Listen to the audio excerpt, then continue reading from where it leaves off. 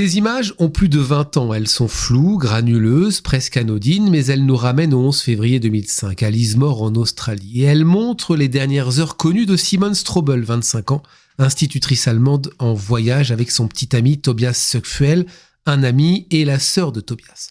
Sur la vidéosurveillance d'un pub du centre-ville, on voit le groupe rire, sortir, entrer dans un autre bar, le Golan Hotel.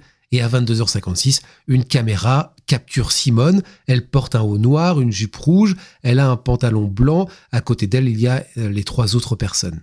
Tout semble encore normal, mais on sait qu'en coulisses, leur relation est tendue depuis quelques jours, comme en témoignent les journaux intimes où ils décrivent des disputes, une ambiance assez lourde, presque explosive, notamment entre Tobias et Simone. Vers 23h10, le bar ferme. À 23h14, une autre caméra les filme, tous les 4, marchant vers le camping, ce qui fige un dernier moment collectif. À cet instant précis, en fait, Simone est encore avec Tobias. Mais au camping, la dispute reprend. Des témoins entendront plus tard une femme crier dans la nuit et selon les déclarations de Tobias, Simone quitte les lieux seule, furieuse, sans téléphone ni argent, comme si elle voulait simplement s'éloigner quelques minutes pour se calmer. 2 témoins la verront ensuite près d'un rond-point avant minuit. Puis, plus rien.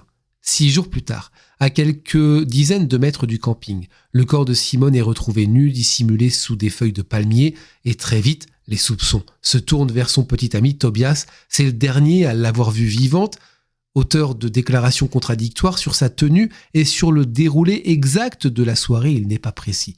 Pendant des années, il va rester le suspect principal aux yeux de nombreux enquêteurs. Arrêté même 17 ans plus tard, avant que les charges ne soient abandonnées, faute de preuves suffisantes. Il a refait sa vie de son côté, il s'est marié. Mais quand on revoit aujourd'hui ces images de vidéosurveillance, ce qui frappe le plus, ce n'est pas ce qu'on voit, c'est ce qu'on ne voit pas. Le moment exact où Simone quitte Tobias pour la toute dernière fois.